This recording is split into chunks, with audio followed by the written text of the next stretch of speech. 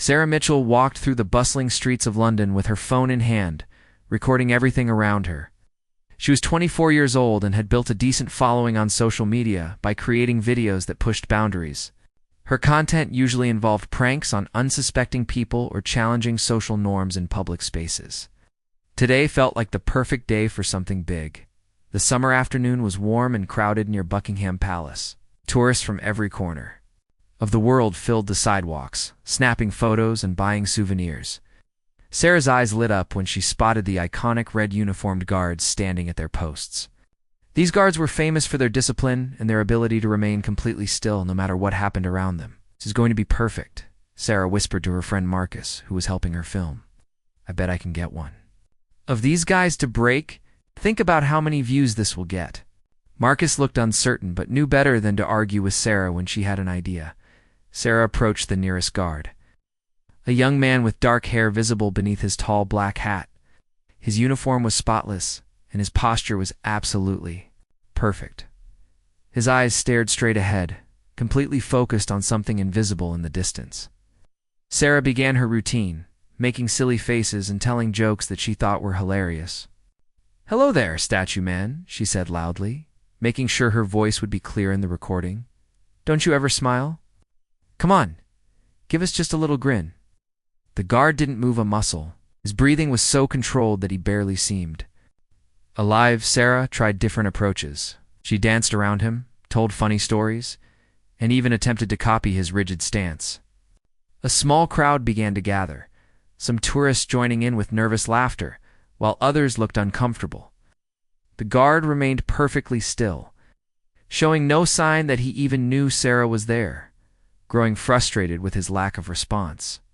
Sarah decided to try a different strategy. She began making comments about his appearance and his job, thinking that personal remarks might finally get a reaction. "Wow, you must have such an exciting life," she said with obvious sarcasm. "Standing here all day doing absolutely nothing, that must be really fulfilling." The crowd grew larger as word spread that someone was trying to make a guard break character. People held up their phones, recording Sarah's attempts from different angles. She loved the attention and felt energized by the growing audience. This was exactly the kind of viral moment she had been hoping for.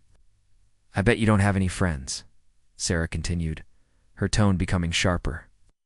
"Who would want to hang out with someone who can't even have a conversation? You're like a human robot." Some people in the crowd began to look uncomfortable with the direction her comments were taking. But Sarah was too focused on her potential internet fame to notice. The guard's name was David Chen, and he had been serving for 6 years. He had dealt with countless situations like this before. Tourists, pranksters, and attention seekers often tried to make him react. But his training was thorough, and his discipline was strong. However, as Sarah's comments became more personal and cruel, something began to stir inside him. David thought about his training and his duty to remain professional at all times. He had always taken pride in his ability to maintain composure. Under any circumstances, his fellow guards respected him for his unwavering focus and dedication to the job. But Sarah's words were hitting closer to home than she could possibly know.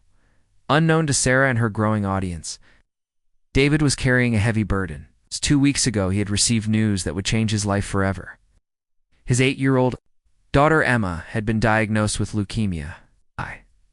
The doctors had explained the treatment plan and the long road ahead. But they had also been honest about the challenges they would face.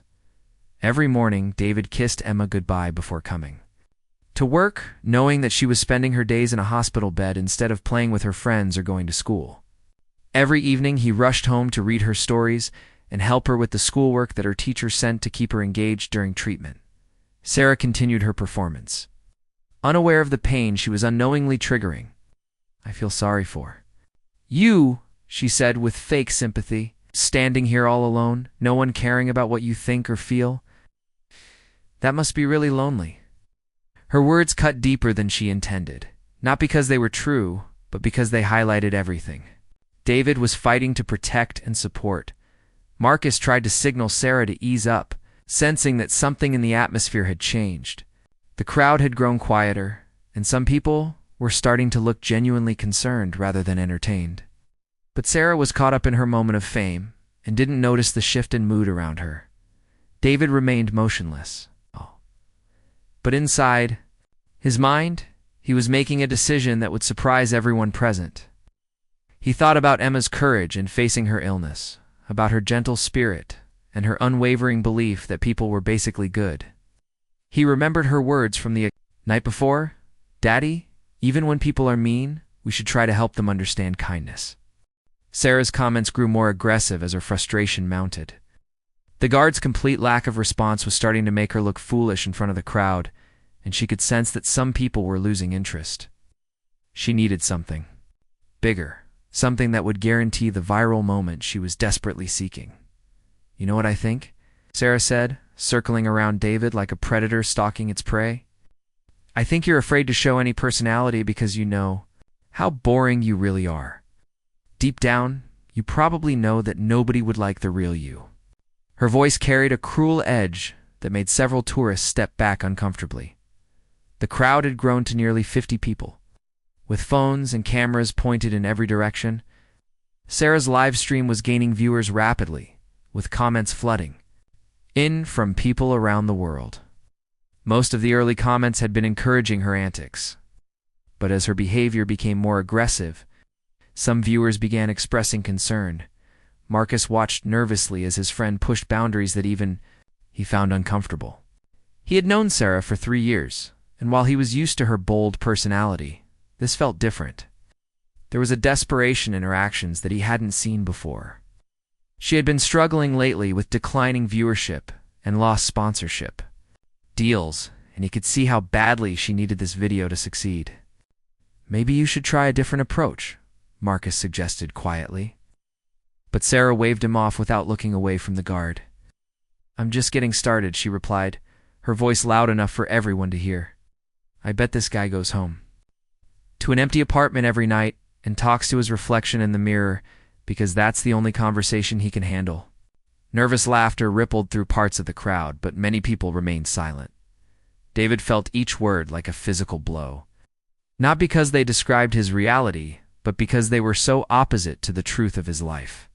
He thought about Emma waiting for him at the hospital, probably working on the coloring books that helped distract her during the long treatment sessions.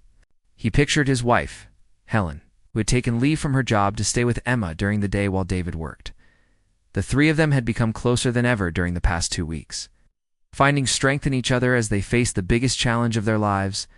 Emma's room at the hospital had become a second home, filled with family photos, her favorite stuffed animals, and cards from friends and relatives sending their love and support. Sarah began taking selfies next to the motionless guard, making exaggerated expressions of boredom and frustration. She posted each photo immediately to her social media accounts, adding captions like "trying to find signs of life in world's most boring human."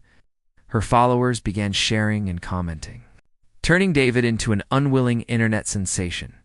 "Come on, give me something," Sarah pleaded, though her tone remained mocking. "One little smile, one tiny movement. Prove to everyone watching that you're actually human." She gestured to the cameras surrounding them, treating David like a prop. In her performance, rather than a person with feelings and dignity, an elderly woman in the crowd whispered to her husband, "This young lady is being very unkind." Others began murmuring similar sentiments. Their voices were drowned out by Sarah's increasingly loud commentary. The sound of cameras clicking and recording. David's training had prepared him for many situations, but nothing quite like this. He had handled aggressive protesters, confused tourists, and even people who had tried to physically provoke him. But Sarah's approach was different because it was designed specifically to humiliate him, for entertainment value. As he stood there absorbing her verbal assault, David found himself thinking about the conversation he had shared with Emma just that morning. She had been feeling sick from her treatment, but she had still managed to smile when he brought her breakfast to the hospital room. "Daddy," she had said weakly, "some of the other kids here are scared and angry about being sick. But my teacher says that when people are mean or sad, it's usually because they're hurting inside. Maybe we should try to help them instead of being mad at them." Her wisdom and compassion had amazed him then, and it was guiding him now as he listened to Sarah's cruel words. Sarah's performance had been going on for nearly 20 minutes. She was starting to run out of material. The guard's absolute stillness was becoming almost supernatural, and even she was beginning to feel unsettled by his complete lack of response to her increasingly personal attacks. "Fine," she announced to her audience, both live and online. "You won't react to words? Maybe we need to try something else." She began considering physical approaches that might finally break his composure, unaware that she was about to witness something that would change not only her own life, but the lives of everyone watching. Something shifted in the air around them as Sarah prepared to escalate her tactics. The crowd sensed it too, though they couldn't have explained exactly what was different. David remained perfectly still, but there was an almost imperceptible change in his presence, like the quiet before a storm. David was remembering the night Emma had been diagnosed. Had been waiting in the pediatric oncology ward for what felt like hours, watching other families deal with their own medical crises. Emma had been remarkably calm, even curious about the machines and medical equipment around her. When the doctor finally delivered the devastating news, she had reached for David's hand and squeezed it reassuringly, as if she were comforting him instead of the other way around. "It's okay, Daddy," she had whispered that night. "We'll figure this out together." Her strength in that moment had been both heartbreaking and inspiring. David had promised himself that he would be as brave as his 8-year-old daughter, no matter what challenges lay ahead. Sarah was growing desperate as her audience began to shift restlessly. Some people were starting to walk away, losing interest in her one-sided performance. Her livestream viewers were dropping comments suggesting she move on to something else. The pressure to create a viral moment was building, and she felt her window of opportunity closing. "You know what your problem is?" Sarah said, stepping closer to David than she had before. "You think you're special because you wear that uniform, but you're really just a tourist attraction. People come here too. See if they can make you crack, and when you don't, they go home disappointed. You're failing at the one thing you're supposed to do." Her words were designed to cut deep, to attack his sense of purpose and professional pride. She had researched Royal Guards online the night before, reading about their training and their reputation for discipline. She thought she understood what would hurt him most, but she was completely wrong about who David really was and what truly mattered to him. Marcus finally worked up the courage to intervene more directly. "Sarah, maybe we should wrap this up," he said, touching her arm gently. "I think we have enough footage." But Sarah shrugged him off. Too invested in her performance to consider backing down now? "No way," she replied firmly. "Not leaving. Until I get something. This guy's going to crack, and when he does, it's going to be epic." She turned back to David with renewed determination, unaware that she was about to get exactly what she was asking for. Just not in the way she expected. The crowd had grown to nearly 70 people, with more joining every few minutes as word spread through the tourist area. Street vendors had stopped their sales pitches to watch. Even other guards at nearby posts were subtly aware of the situation, though they maintained their own professional composure. David thought about the sacrifices Helen had made since Emma's diagnosis. She had quit her job to be available for medical appointments and treatments. She spent her days researching treatment options, connecting with other families in similar situations, and maintaining a positive attitude that helped keep Emma's spirits up. In the evenings, the three of them would curl up together and watch movies or read books, treasuring their time as a family. "I know what will get you to move," Sarah announced triumphantly, pulling out her phone to start recording a close-up video. "I'm going to keep making these videos until one of them goes viral. I'll come back here every day if I have to. You'll become famous as the guard who couldn't handle a simple conversation." Her threat revealed the calculating nature of her approach. This wasn't just spontaneous mischief. It was a deliberate strategy to use David as content for her social media empire. The crowd began to understand that they were witnessing something more serious than harmless fun. David felt a surge of protective instinct, not for himself, but for his family.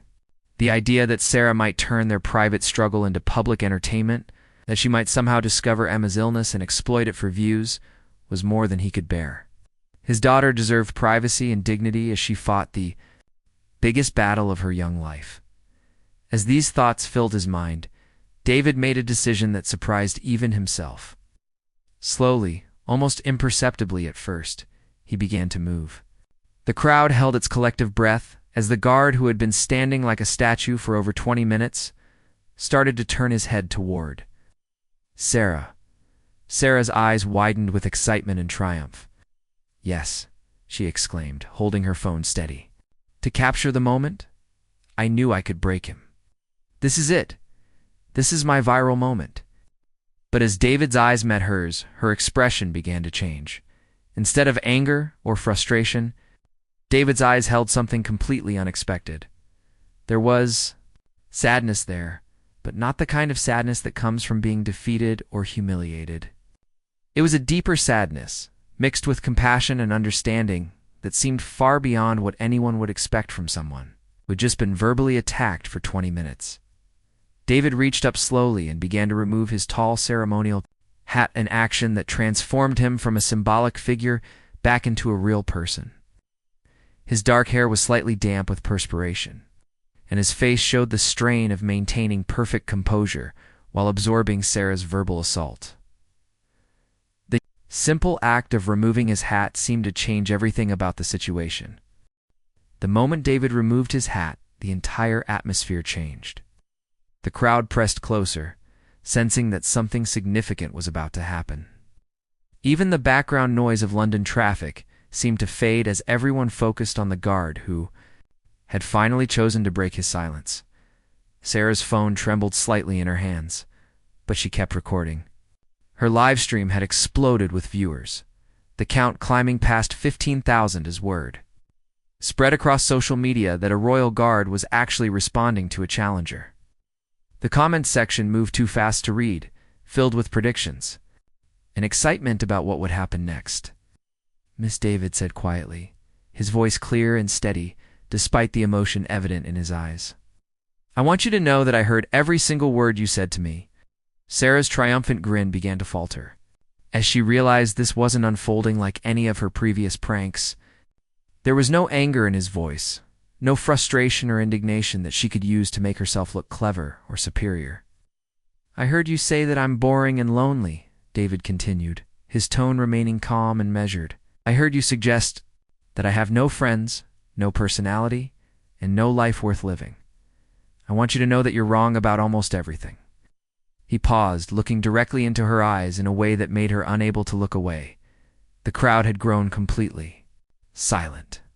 Even small children seemed to sense the gravity of the moment. Marcus lowered his professional camera, though Sarah's phone was still capturing everything for her live stream.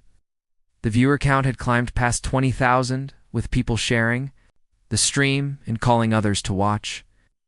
"You said that I go home to an empty apartment where nobody cares about me?" David said, his voice carrying clearly across the quiet crowd. "That assumption tells me more about your own life than it does about mine." "I don't go home to an empty apartment, miss. I go home to the most important people in the world." Sarah's confident expression was beginning to crumble as she realized that this guard wasn't going to give her the angry outburst or embarrassing breakdown that would make for great content. Instead, he was speaking with a dignity and composure that was making her own behavior look increasingly cruel and petty.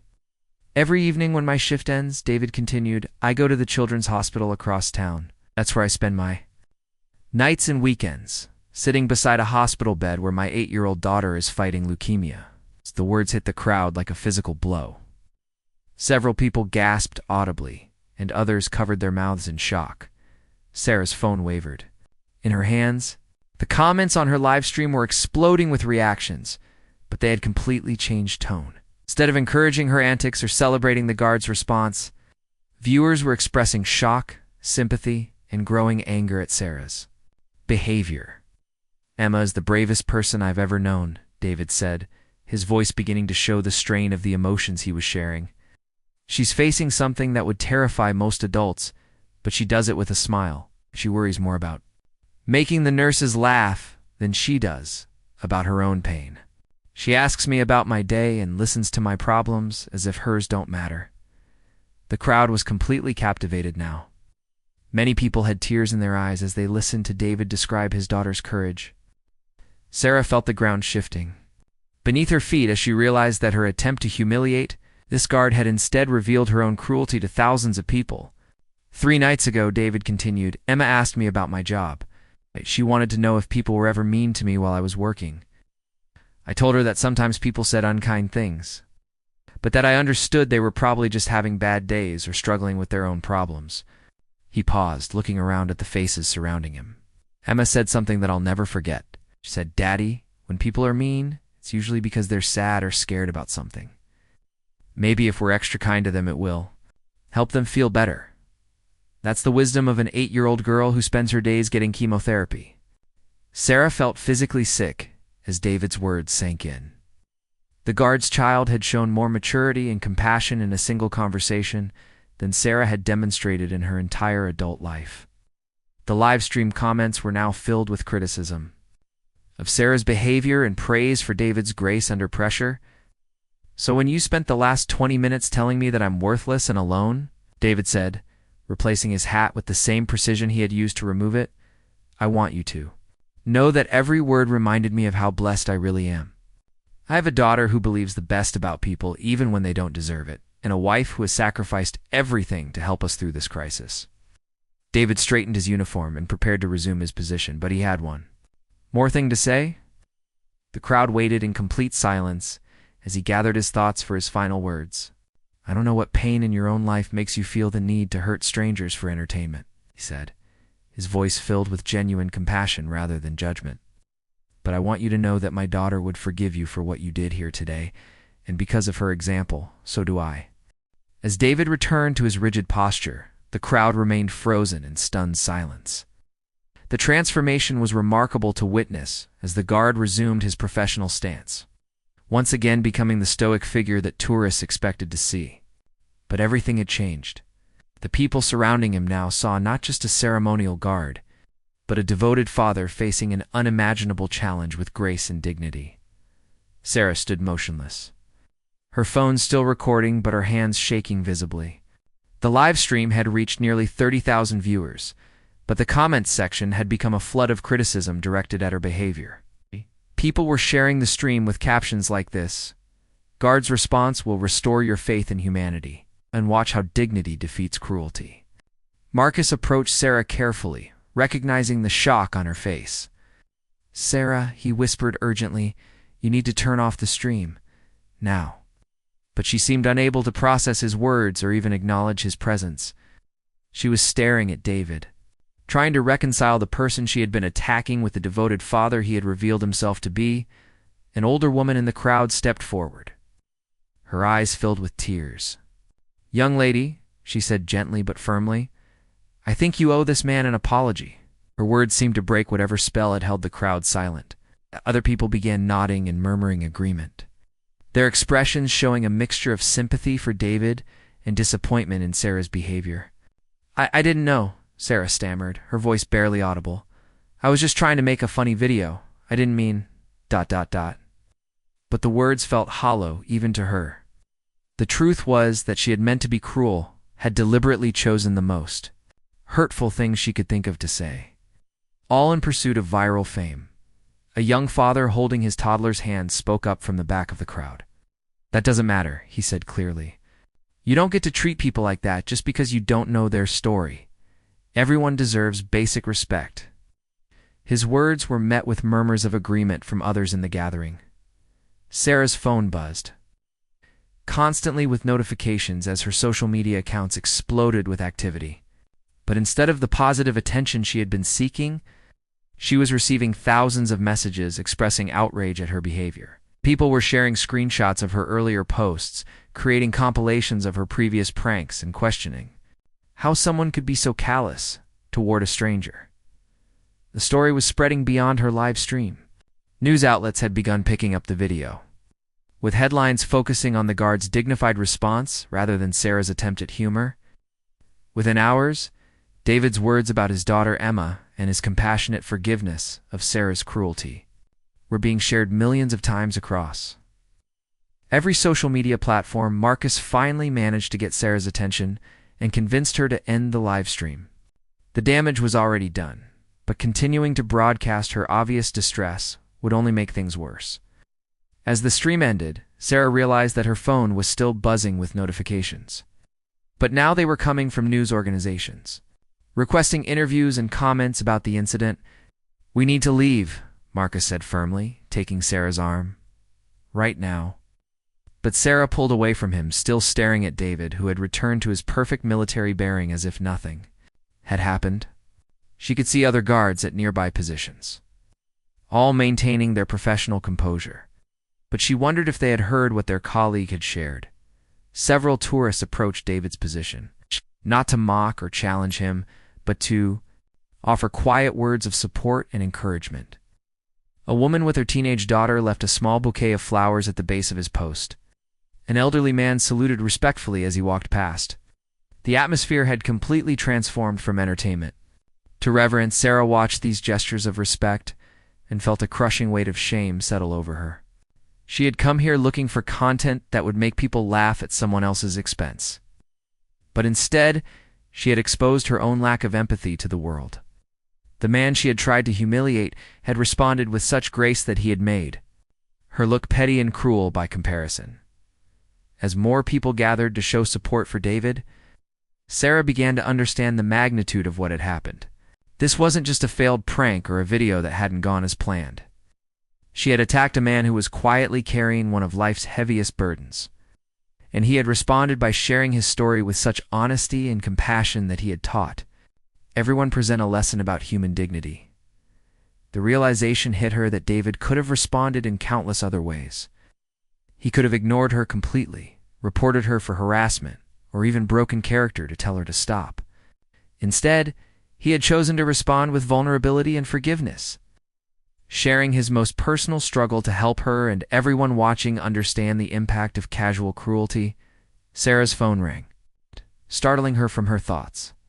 The caller ID showed a number from a major television network. Then another call came in, and another. The story was spreading faster than she had ever imagined possible, but she was no longer the protagonist of her own narrative. David's response had shifted. The entire focus from her attempt at humor to his demonstration of grace under pressure. In the days that followed, the video of David's response spread across the internet like wildfire. News outlets around the world picked up the story, but the focus was entirely different from what Sarah had intended. Headlines read, "Royal Guards. Graceful response teaches lesson in dignity, and father's love shines through in face of public humiliation." David had become an international symbol of grace under pressure. Sarah found herself at the center of a media storm, but not the kind she had always dreamed of. Instead of being celebrated as a creative content creator, she was widely criticized for her behavior. Major news programs used her video as an example of social media culture gone wrong, discussing the harm that comes from treating real people as entertainment props. The backlash was swift and severe. Sarah lost over half of her social media followers. Within the first week, brands that had previously sponsored her content began canceling contracts and removing her promotional materials. Even friends and family members reached out to express disappointment in her behavior, many sharing that they had been hurt by similar treatment in the past. But the most difficult part for Sarah wasn't the professional consequences or the public criticism. It was the growing understanding of what she had actually done. As she watched the video replayed on news programs and social media, she saw herself through other people's eyes for the first time. The cruelty that she had disguised as humor was impossible to ignore when viewed alongside David's dignified response. David returned to his duties each day with the same professionalism he had always shown, but his life had changed dramatically. Letters and packages arrived daily from people around the world expressing support for him, and Emma, a fundraising campaign started by complete strangers, raised thousands of dollars to help with Emma's medical expenses. The hospital where Emma was receiving treatment reported receiving donations and offers of support from dozens of countries. Emma herself became a minor celebrity in the children's ward. Other young patients and their families had seen the video and were amazed to learn that the brave girl they had been getting to know was the daughter of the guard who had touched so many hearts. The nursing staff reported that Emma's positive attitude and wisdom seemed to lift the spirits of everyone around her. "Daddy," Emma said one evening as David sat beside her hospital bed, "I saw what happened on the internet." Marcus's mom showed me the video on her phone. David felt a surge of protective concern. worried about how his daughter might react to seeing him publicly attacked and humiliated. "I'm sorry you had to see that, sweetheart," David replied, taking her small hand. In his, that lady was having a bad day, and sometimes when people feel bad, they try to make other people feel bad too. Emma smiled with the same wisdom that had guided David's response to Sarah. "No, Daddy, but I'm proud of you for being kind too." Her anyway. Maybe now she'll learn to be kinder to other people. Her ability to see the positive potential in even this painful situation reminded David why he admired his daughter so much. Meanwhile, Sarah was struggling with the aftermath of her actions. Constant criticism and lost opportunities were difficult. But what bothered her most was the growing realization that she had spent years building a career on making other people uncomfortable for entertainment. The incident with David had forced her to examine all of her previous content with new eyes. She began reaching out to people she had pranked or embarrassed in the past, offering genuine apologies and asking what she could do to make amends. Some people were gracious and forgiving, while others were still hurt by her previous treatment of them. Each conversation deepened her understanding of the real impact her behavior had on real people. 3 months after the incident, Sarah made a decision that surprised everyone who knew her. She posted a video announcement that she was taking a permanent break from social media content creation. Instead, she had accepted a job working with a local charity that supported families dealing with childhood cancer. The work didn't pay well and wouldn't make her famous, but it felt like the first meaningful thing she had done in years. Sarah never met David or Emma again, but their impact on her life was permanent. She often thought about Emma's wisdom and David's forgiveness as she worked with families facing similar challenges. She learned that real courage wasn't about pushing boundaries or getting attention, but about facing life's difficulties with grace and helping others do the same. David continued his service with the same dedication he had always shown. T's experience had changed him too. He found himself more aware of the people behind the tourists and visitors he encountered each day. His response to Sarah had taught him something about the power of sharing truth with compassion, and he carried that lesson with him in all his interactions. Emma made a full recovery after 18 months of treatment. On the day she rang the bell at the hospital to celebrate the end of her chemotherapy, dozens of families they had met during their journey were there to celebrate with them. The video of that celebration, shared privately among friends and family, generated more genuine joy than any of Sarah's viral attempts ever had. The incident lasted less than 30 minutes, but its impact continued to ripple outward for years. David's choice to respond to cruelty with honesty and forgiveness had touched millions of people around the world, reminding them that dignity and grace are always more powerful than anger or revenge. His example became a testament to the truth that how we respond to others' worst behavior reveals who we really are at our best.